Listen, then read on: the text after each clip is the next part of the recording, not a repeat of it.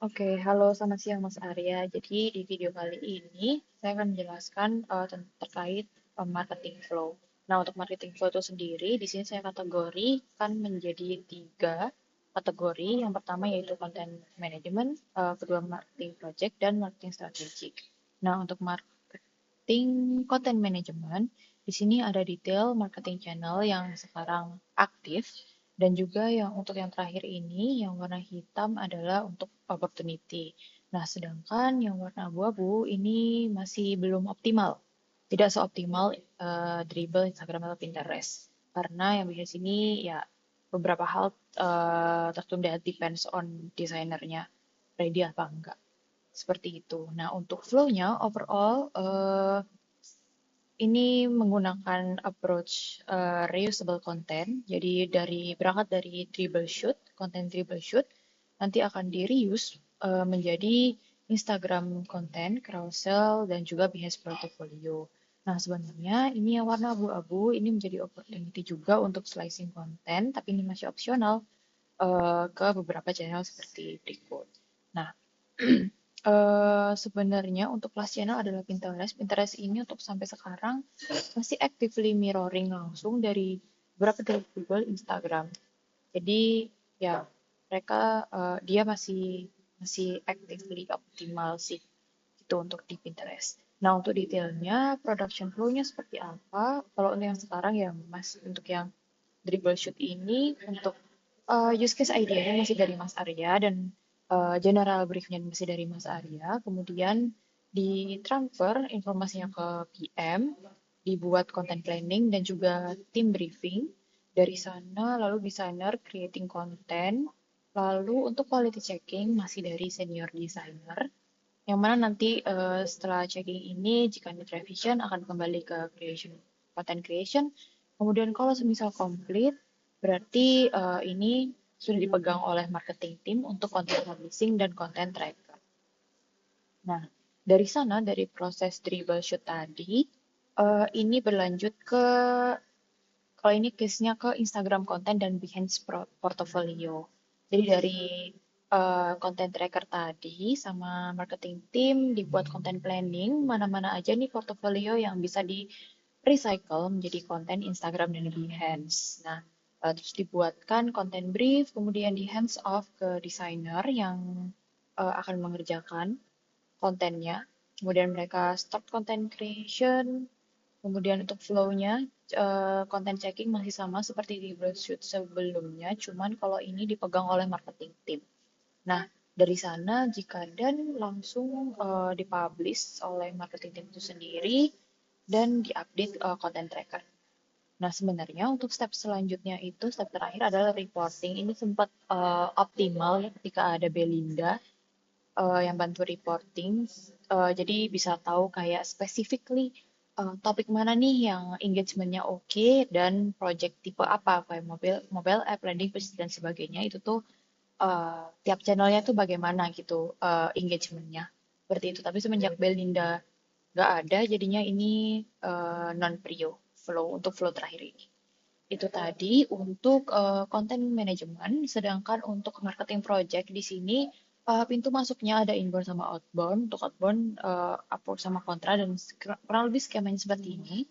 Nah, kalau yang inbound ini mereka datang, kita respon untuk janjian discovery call-nya mau kapan dan sebagainya. Kalau sudah yes, langsung do discovery call. Di sini ada beberapa detail seperti sudah ready list of basic information yang dibutuhkan, terus kemudian juga list pre-onboarding ya istilahnya. Jadi kita menyiapkan related use case list, marketing kit, TNC collaboration untuk for detail atau quick analyze bersama PM atau expert atau tim yang ikut di discovery call ini. Nah, setelah discovery call, kita create project strategy and plan dan create project proposal sebelum dikirim ke list seperti itu. Nah, ketika responnya sudah yes, tapi masih ada yang perlu di-adjust, kita balik lagi ke flow yang pertama. Kemudian kalau no, kita follow up. Jika yes, kita langsung ke project invoice. Dan setelah respon dari project invoice itu yes, kita langsung bisa start project and ya start project-nya. Nah, jika no, kita lanjut ke follow up. Nah, untuk start project itu sendiri, setelah saya lihat dari pengalaman-pengalaman sebelumnya, di sini ada dua hal yang actionnya ada dua hal gitu yang terjadi. Nah, di sini ada internal kick off ini handled by PM. Jadi collected project context, documented project brief, project tracker on Notion, dan juga dengan internal team. Kemudian, meanwhile, saya setelah kick off ini, saya do Slack invitation atau email loop, kemudian tim introduction ke klien sebelum PM masuk, dan juga project confirmation. Jadi, biasanya PM itu nge-update-nya itu agak siangan atau sedikit late gitu untuk konfirmasi ya setelah dokumentasi Notion-nya itu ready baru dikonfirm. Nah, sembari menunggu itu saya confirm duluan. Jadi project early confirmation seperti itu. Nah, setelah itu berlanjut masih di scope-nya PM, kemudian untuk last-nya di marketing mungkin di after project handling mungkin ya. Atau hampir almost complete project handling itu ngeceking project status, kalau semisal not done kembali ke sini, kalau done atau almost done prepare untuk deliverables, dan beberapa project kita prepare untuk final invoice. Nah, kalau semisal ada continue new project atau additional project request, langsung balik ke proposal and plan atau project invoice. Kemudian dari sana setelah deliverable, ideally marketing team help untuk minta testimonial, tapi in some cases ini tuh sudah handled by PM karena udah satu komunikasi aja. Tapi karena final invoice beberapa case juga masih handled by marketing, so ini bukan problem juga kalau misal yang approach untuk testimonial itu tim marketing, dan sebenarnya ideally untuk testimonial ini masih di tim marketing. Seperti itu. Nah, itu untuk marketing project flow.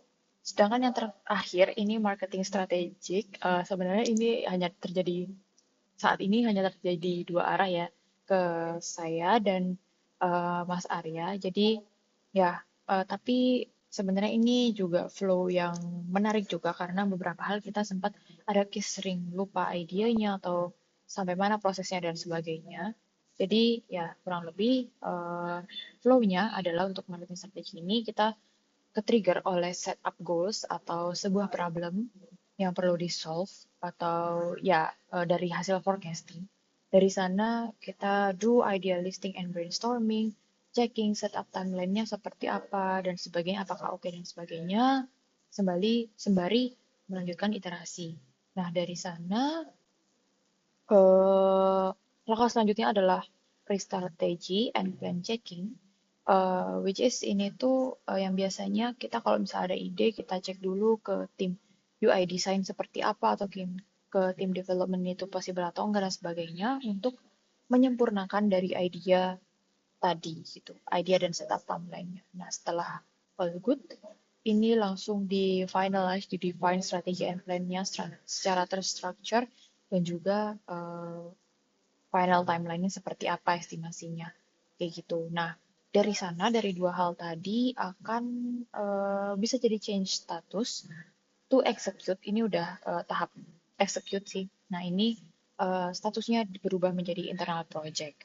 Nah, untuk internal project ini untuk some cases akan handled by PM in the progress dan butuh kick off untuk execute ini karena membutuhkan tim-tim yang lainnya, atau bisa juga ada beberapa internal project yang akan back to marketing team karena ya yang mengerjakan itu adalah marketing team itu sendiri. Nah, itu untuk proses di marketing strategiknya. Jadi ya kurang lebih seperti itu ketiga kategori marketing flow yang saat ini terjadi. Mungkin dari Mas Arya ada tambahan atau sesuatu yang dari saya terlewat terkait flow-nya, itu boleh banget disampaikan. Jadi nanti bisa saya define lagi flow-nya. Seperti itu. Itu aja dari saya. Terima kasih.